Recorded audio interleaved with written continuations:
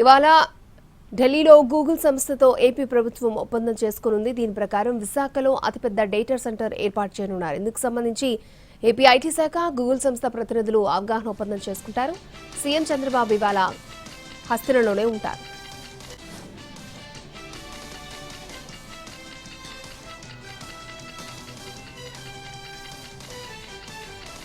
ఏపీలో సంచలనం సృష్టించిన నకిలీ మద్యం కేసులో మరొక నిందితుడిని ఎక్సైజ్ శాఖ అధికారులు అదుపులోకి తీసుకున్నారు. హైదరాబాద్ నుంచి ఫేక్ లేబుల్స్ సరఫరా చేసిన శ్రీనివాస్ అనే వ్యక్తిని విచారిస్తున్నారు.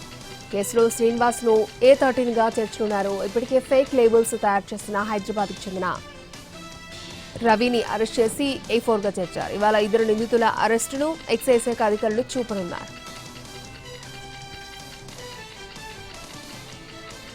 సంక్షేమ విభాగాల ఉన్నతాధికారులతో సీఎం రేవంత్ సమీక్ష నిర్వహించారు. సంక్షేమ హాస్టళ్లపై ప్రత్యేక దృష్టి పెట్టాలని అధికారులను ఆదేశించారు. పూర్తిస్థాయి డేటాతో సంక్షేమ హాస్టళ్ల వ్యవస్థలో అకౌంటబిలిటీ ఉండేలా చర్యలు చేపట్టాలని అధికారులకు సూచించారు.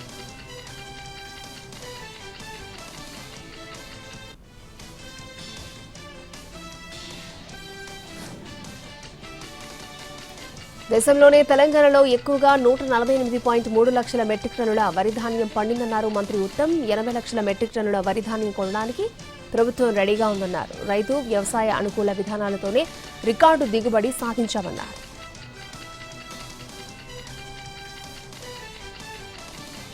జూబ్లీహిల్స్ లో బీజేపీ ఇంకా తమ అభ్యర్థిని ప్రకటించలేదు. కమలనాథులు ప్రచారం అయితే చేస్తున్నారు, కానీ అభ్యర్థిని అనౌన్స్ చేయకపోవడం క్యాడర్ను కలవరపరుస్తోంది. దీపక్ రెడ్డి, కీర్తిరెడ్డి, డాక్టర్ పద్మలతో జాబితాను షార్ట్ లిస్ట్ చేసినా ఇంకా ఎందుకు ఆగుతున్నారనే ప్రశ్న పార్టీ వర్గాల నుంచి వస్తోంది.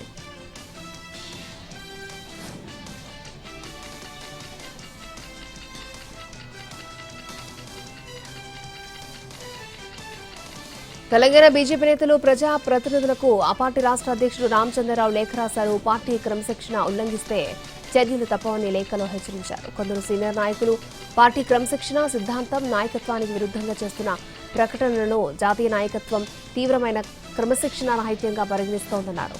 ఇటువంటి ప్రకటనలు పార్టీ కార్యకర్తల్లో గందరగోళం సృష్టించి దుష్ప్రచారం జరగడానికి కారణమవుతున్నాయని చెప్పారు.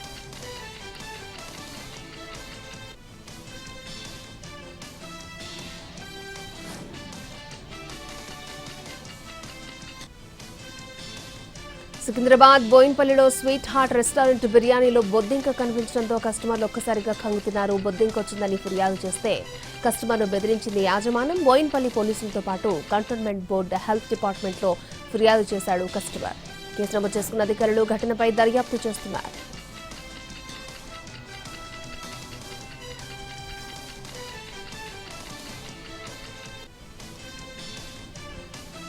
ఖమ్మం జిల్లా అమ్మపాలెంలో ఉపాధ్యాయుడు ఆత్మహత్యకు పాల్పడ్డాడు. గ్రామంలోని మైనార్టీ బాయ్స్ రెసిడెన్షియల్ స్కూల్లో ఈ ఘటన జరిగింది. 9వ తరగతి చదువుతున్న విద్యార్థినిని జువాలజీ టీచర్ లైంగికంగా వేధించడంతో బాలిక తల్లిదండ్రులు పోలీస్ స్టేషన్లో ఫిర్యాదు చేశారు.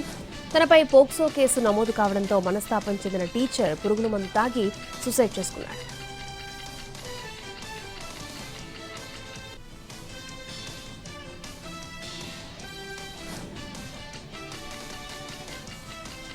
ఖమ్మం జిల్లా పెనుపల్లిలోని తెలంగాణ గ్రామీణ బ్యాంకు సమీపంలో మిషన్ భగీరథ పైప్లైన్ లీక్ అయింది.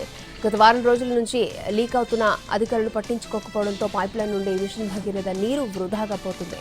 పైప్లైన్ లీక్ అయిన చోట స్థానికులు ఒక బండరాయి పెట్టి ఆపే ప్రయత్నం చేసినా ఫలితం లేకుండా పోయింది.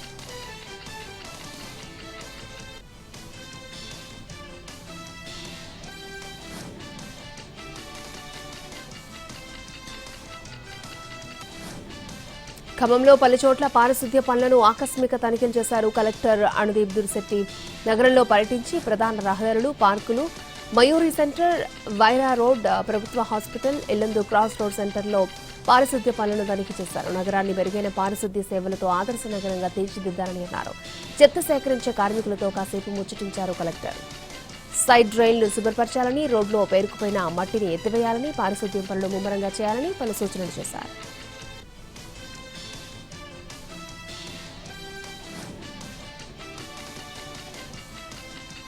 ఖమ్మం జిల్లా పెదమండవలోని ముండేరులో వరద ఉధృతంగా ప్రవహిస్తోంది. ఇసుక తీయడానికి వాగులోకి వెళ్లిన 3 ట్రాక్టర్లు వరద నీటిలో చిక్కుకున్నాయి. ఒక్కసారిగా నీటి ప్రవాహం పెరగడాన్ని గమనించిన కూలీలు, ట్రాక్టర్ డ్రైవర్లు అప్రమత్తమై ఒడ్డుకు చేరారు. ఇసుక లోడై ఉండడంతో వాహనాలను మున్నేరులోనే వదిలేశారు.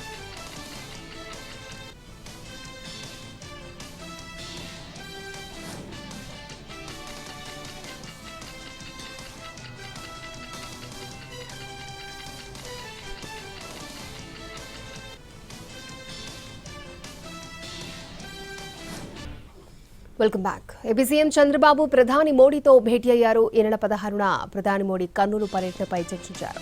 కర్నూలులో సూపర్ జీఎస్టీ, సూపర్ సేవింగ్స్ కార్యక్రమంలో ప్రధాని పాల్గొంటారు. అలాగే నవంబర్ 14, 15 విశాఖలో తలపెట్టిన పార్ట్నర్షిప్ సమ్మిట్ కు ప్రధానిని ఆహ్వానించారు చంద్రబాబు.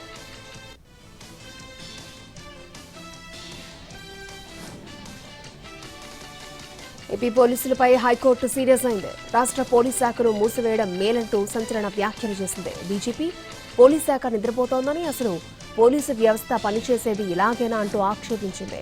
తిరుపతి పరకామణి కేసు విచారణలో పోలీస్ శాఖ పనితీరుపై తీవ్ర ఆగ్రహం వ్యక్తం చేసింది. రికార్డులు సీజ్ చేయాలని సెప్టెంబర్ 19న ఉత్తర్వులు ఇచ్చినా ఎందుకు అమలు చేయలేదని క్వశ్చన్ చేసింది. సిఐడిలో ఐజీ పోస్టు లేదనే కారణంతో ఆదేశాలు అమలు చేయరా అని నిలదీసింది.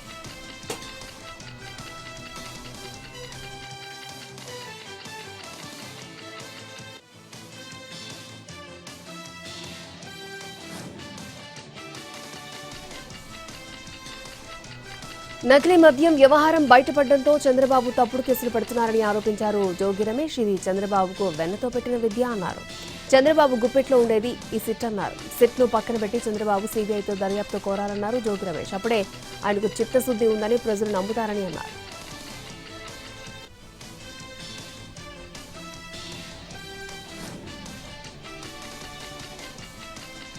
నకిలీ మద్యం అంశంలో జోగి రమేష్ పై ఎంపీ కేశినేని చిన్ని ఫైర్ అయ్యారు. కల్తీ మద్యం దొంగలందరూ బయటకొస్తున్నారని, ఇందులో సూత్రధారి జోగి రమేష్ అని ఆరోపించారు. జోగి రమేష్ 2021 నుంచి A1గా ఉన్న జనార్దన్తో కలిసి కల్తీ మద్యం తయారు చేయించేవాడని అన్నారు. మద్యం కుంభకోణంలో వైసీపీ నాయకులు వేల కోట్లు దోచేశారని మండిపడ్డారు. ఎన్టీఆర్ జిల్లా వైసీపీ నాయకులు జోగి రమేష్, వెల్లంపల్లి శ్రీనివాస్, దేవినేని అవినాష్ అందరికీ కల్తీ మద్యంలో వాటాలున్నాయన్నారు. ప్రజల ప్రాణాలతో ఆటలాడిన వాళ్ళని ఎవరూ వదిలిపెట్టబోమని హెచ్చరించారు.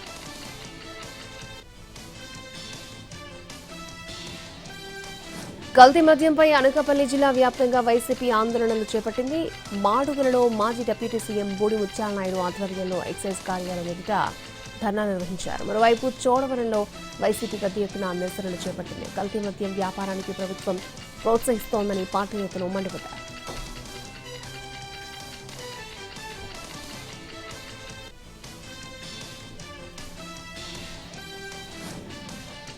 చంద్రబాబు, లోకేష్ మద్దతు లేకుండా రాష్ట్ర వ్యాప్తంగా ఇంత పెద్ద మొత్తంలో నకిలీ మద్యం తయారు చేయగలరా అని క్వశ్చన్ చేశారు మాజీ మంత్రి రోజా.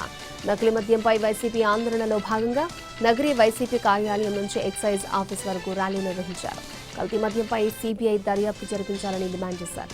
తమపై నకిలీ మద్యం లిక్కర్ కేసు పెట్టారని, ఇప్పుడు వారే దొరికిపోయారని విమర్శించారు రోజా. జయచంద్రారెడ్డి వైసీపీ కోవత్ అయితే చంద్రబాబు ఎలా ఎమ్మెల్యే సీట్ ఇచ్చారని రోజా నిలదీశారు.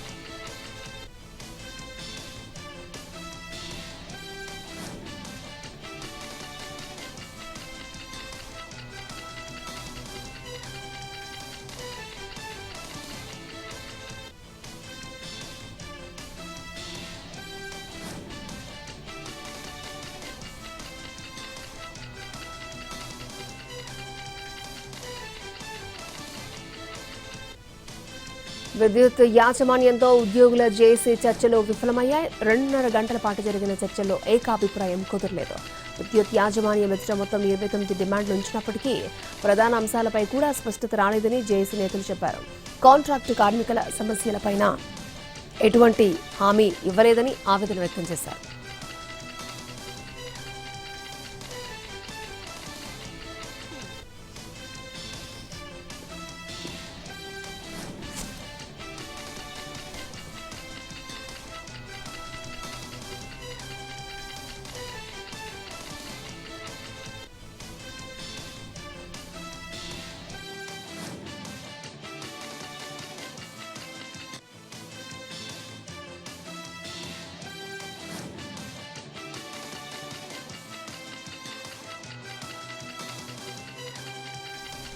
విజయవాడ పటమట గోవిందరాజుల స్కూల్కి చెందిన 4 విద్యార్థులు ఇంటి నుంచి పరారయ్యారు. తమ ఇంట్లో వారి మీద కోపంతో స్కూల్ నుంచి నేరుగా మచిలీపట్నానికి బయలుదేరారు.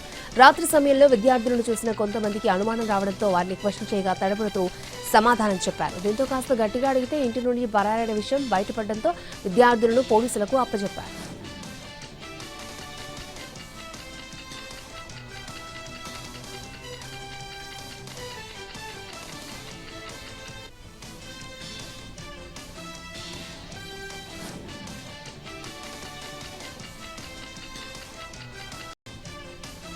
మద్యం అంశంపై మాట్లాడే అర్హత వైసీపీకి లేదన్నారు మంత్రి నాదెండ్ల మనోహర్. వైసీపీ ప్రభుత్వంలో మద్యం అమ్మకాలకు విస్తృత వ్యవస్థను ఏర్పాటు చేసుకున్నారని మండిపడ్డారు. తోపుడు బండివారు సైతం డిజిటల్ పేమెంట్ తీసుకొచ్చిన ఈ రోజుల్లో వైసీపీ హయాంలో మద్యం షాపుల్లో డిజిటల్ పేమెంట్ తీసుకోలేదని ఆరోపించారు. కల్తీ మద్యం అంశంపై సిట్ ఏర్పాటు చేశామని, దోషులు ఎంతటి వారైనా కఠినంగా శిక్షిస్తామన్నారు.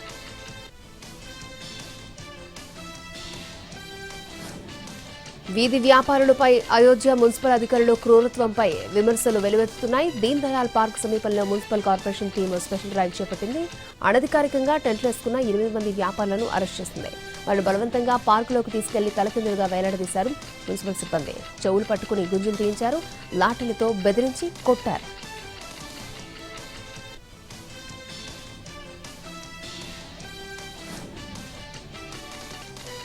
ఆగ్రాలోని ప్రఖ్యాత తాజ్ మహల్ కాంప్లెక్స్ దక్షిణ ద్వారం వద్ద అగ్ని ప్రమాదం జరిగింది. ప్రధాన డోమ్కి 300 మీటర్ల దూరంలో ఈ ఘటన చోటు చేసుకుంది.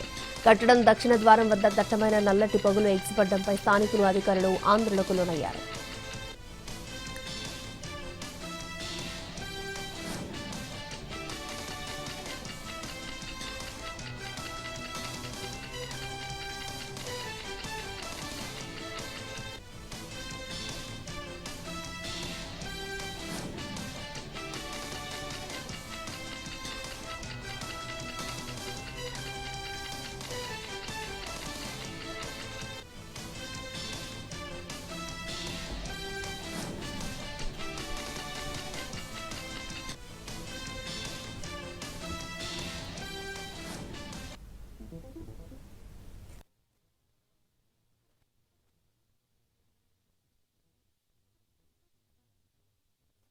ఈ ఏడాది ఆర్థిక శాస్త్రంలో నోబెల్ ప్రైజ్ కి ముగ్గురిని సంయుక్తంగా ఎంపిక చేసింది royal Swedish academy of sciences. ఆవిష్కరణల ఆధారిత ఆర్థిక వృద్ధిని వెల్లడించినందుకు జోయెల్ మోకెర్, ఫిలిప్ అఘియన్, పీటర్ హోవిట్ ఈ పురస్కారాన్ని అందుకోనున్నారు.